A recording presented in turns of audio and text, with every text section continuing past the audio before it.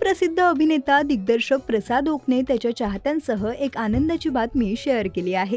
नववर्षाच्या सुरुवातीला अभिनेत्याने नवीन घर खरेदी केल्याची आनंदाची बातमी त्याने सोशल मीडियावरून एक पोस्ट शेअर करत चाहत्यांसह शेअर केली। प्रसाद ओक व मंजिरी ओक यांच्या लग्नाच्या वाढदिवसानिमित्त त्यांच्या या नव्या घरी वास्तुशांतीची पूजा ठेवण्यात आली होती। प्रसादचं नवं घर सध्या विशेष चर्चेत आलं आहे।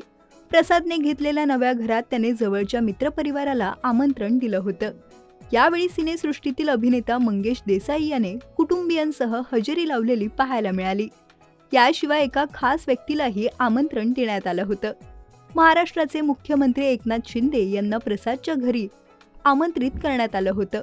प्रसादच्या शब्दाचा मान ठेवत मुख्यमंत्री एकनाथ शिंदे यांनी ओक कुटुंबियांना शुभेच्छा देण्यास हजेरी लावली।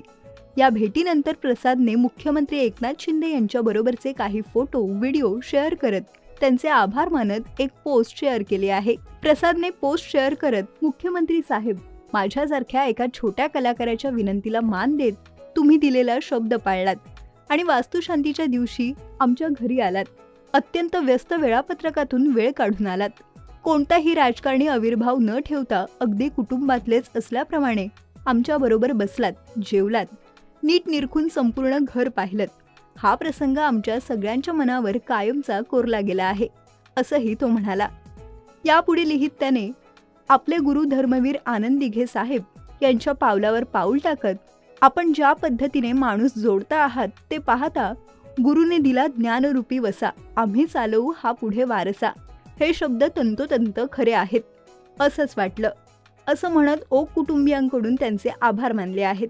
जाता जाता एकनाथ शिंदे यांनी शुभेच्छा देत प्रसादच्या घराबाहेरील पाटीवर हार्दिक शुभेच्छा म्हणत सही देखील केली आहे।